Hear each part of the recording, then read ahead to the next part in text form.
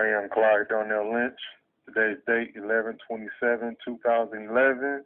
Time 2:23 p.m.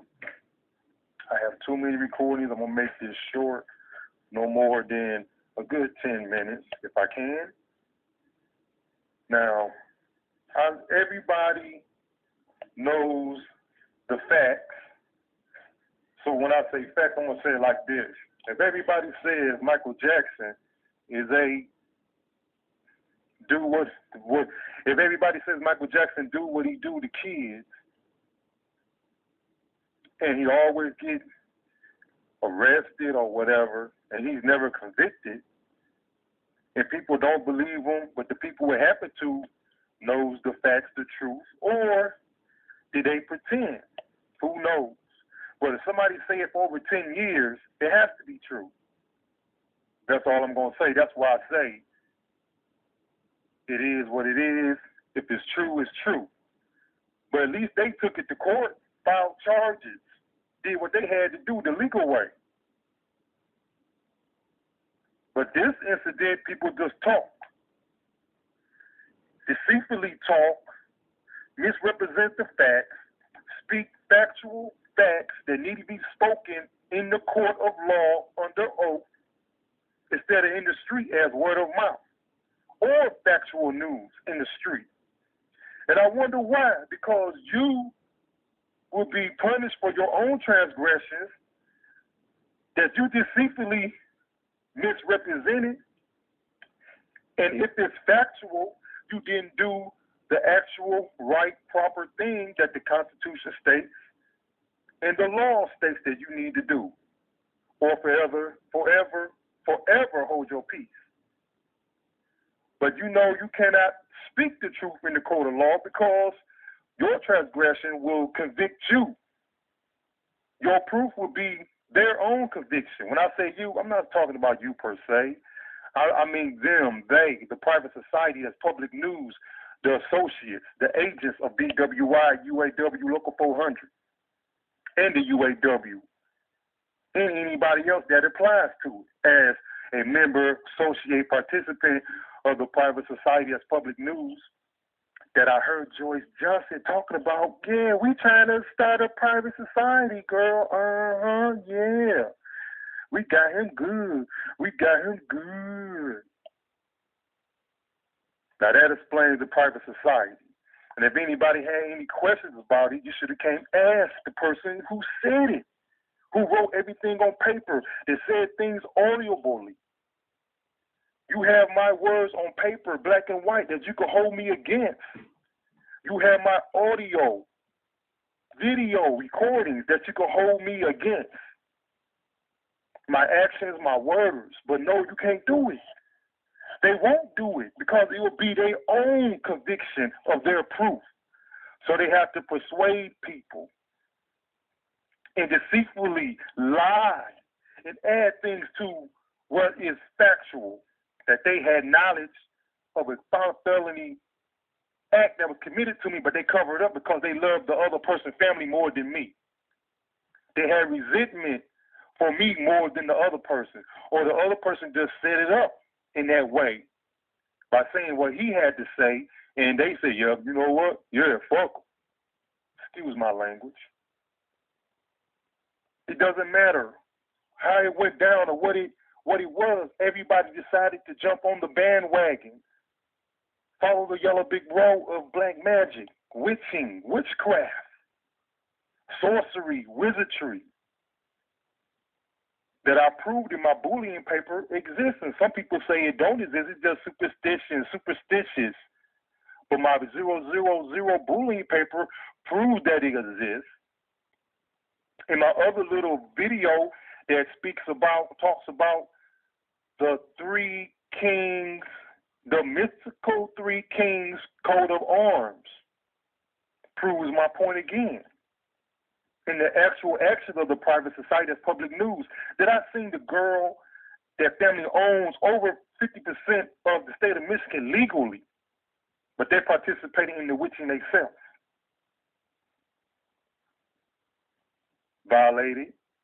Violation of their citizen rights, but they say they are constitutionally correct people that's practicing a illegal religion that harms anybody who they want to harm. Back in the days, that was retribution and punishment when they had no laws. And when you did it, it was just. It was just, but it was still a violation against someone's rights. But back then, they didn't know nothing about trials, courts. That was their way of life. We are now in the age of technology, science. Oh, it was like science back then, but we in technology. We are more civilized than then, learn more by our actions from the past. We learn. So we created courts, different stages of courts for different actions in society, different departments, different crime labels and descriptions. Now, if your religion is religiously harming someone using your religion side effects of witching, sorcery, wizardry, whatever you want to call it, that's illegal, and the Constitution says it's illegal, and the Bible says it's illegal. Some countries let you do what you want, but to what effect you could get penalized for it by law, I do not know. But I know one country that lets anybody practice any religion they want. And yes, I contacted them. Haven't had any feedback, but I'm doing the proper thing. Even if they say I didn't do things properly, your actions show something totally different from day one, and my actions show something different from day one and beyond. No matter what it is I done, didn't do, shouldn't did, shoulda did, it doesn't matter. My MO, my actions proves that point, and everyone else's other actions MO proves their point. If you sell drugs to a family member, it could be a cousin, auntie, uncle, and you talk about them like a dog, only time you come see them is to what? Sell drugs to them? Or just drink on a beer or whatever. But it's a drug transaction going on anyway at that moment, later on, or beforehand. And you talk about them like a dog to the people in the community, your friends, and maybe other family members. And now you want to say you trying to do something for them to help them that's illegal, and you sold drugs to them illegally that didn't help them in their drug problem issue. If you sold marijuana, that's still illegal, but marijuana is marijuana. If they can hang with it, they can deal with it and still have a financial stability in their life, hey, give it to them. Recreational. Heroin is recreational. Crystal meth is recreational. Cocaine is recreational. Marijuana is recreational. Crack is recreational. But what's the side effects of all those drugs? All of them except for one. But that one, marijuana, can have a side effect too if you don't know how to, if you let it control you. But how can you just a fiend, a weed head? Some people got it bad. Some people don't. But the other drugs, they have you messed up, twisted up. But some people still know how to control that hard drugs and still have a life, still have a car, still have a house, still financially stable because they know how to work it. They know how to handle it. It hasn't took control over them. And either way it goes, if you're a family member that sell them drugs, what they say about you, and you talk about them like a dog. And I heard this on my own block about someone I know who nephew, brother or sister, uncle, auntie, sell drugs to him. And they want to help them by doing what? And I grew up with them. If I didn't grow up with them, I grew up with someone who you know, that's probably a family member or a friend, but you want to use their abilities of black magic to harm me and find out something that's public knowledge, violate my human rights. And all you had to do is speak to him. Oh, I'm over their house chilling. I hear him over there. Hey, get some DNA. Get some DNA. Get some hairs. I'm sitting right there listening, like, what the? So I said, you know what? You want to cut my toenails? You can have all the DNA you want. You can cut my toenails. Oh, I wonder what happened to the. I'm not even going to say because they already know. It's public knowledge.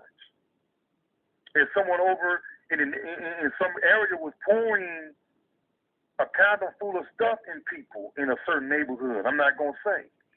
And that person got killed. And that was around the time when something happened to me. And it was very strange how it happened.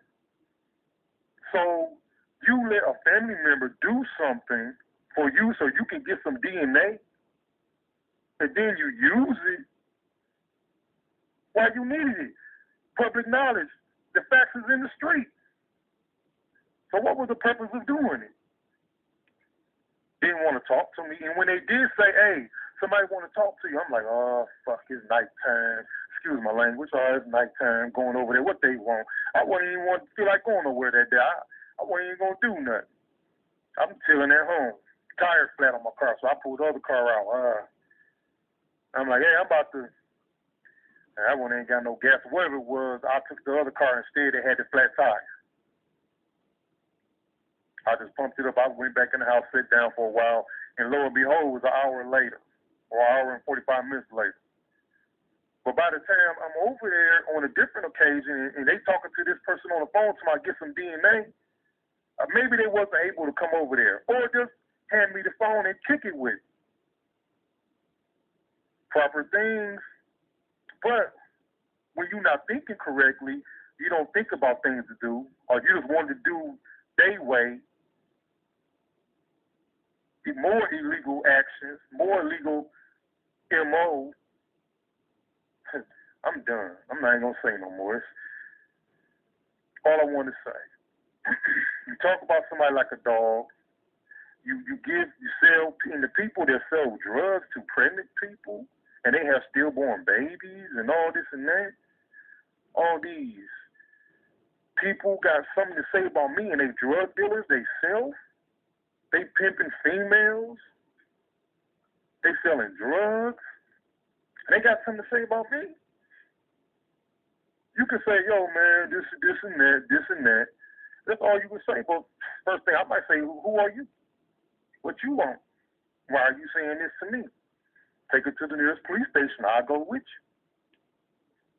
I don't have to comment on anything. Because my paperwork is my own words in black and white. Anybody can hold my words against me. Anybody can hold my audio recordings against me. But they can't because their evidence will be their own conviction. So they doing this illegal religion that's illegal in the Bible and constitutionally. In my country, where I live, that's all I have to say. To hide the facts, everybody knows. And nobody didn't want to be a witness, especially you people on welfare. Hey, I go to court. Hey, this what I heard, this what I got, this what I know. It only takes two witnesses. It takes one person to tell on somebody, and it takes two people to be a witness to anything. But in some cases, it takes one. Like I said in one of my other paperwork and recordings, if you're a witness to a crime and you go to the police and they say, oh yeah, sign your name right here. He go through the lineup. I've been through that before.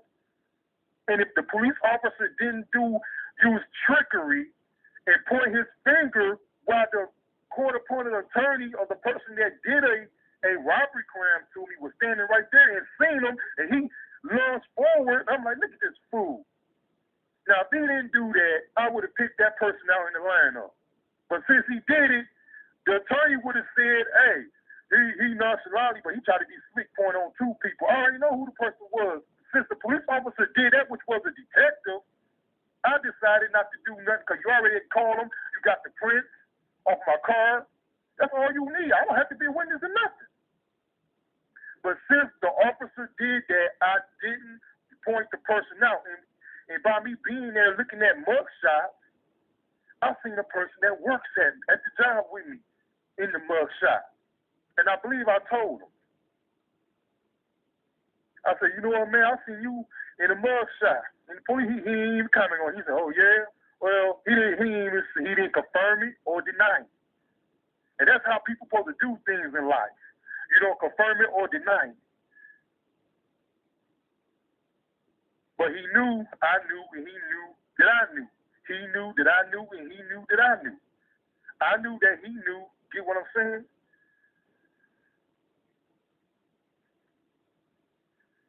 So if anybody want to be a hero and still do things illegally and talk about a family member like a dog and say they're trying to help them, but actually they got alternative motives. Because if you really wanted to help them, whenever I came over there, you would have been there. You wouldn't even say, hey, when you come by, call me. You wouldn't even say none of that. Because most likely they won't even call you. Because they know what you got up going on your mind. And if you met me once, you met me twice, you met me 3 times, when one of the moments you couldn't say anything to me, but you didn't. You went on about your business. Oh, they did ask me some questions. Some other people, hey, you such and such, you this and that. I'm like, I answered their questions.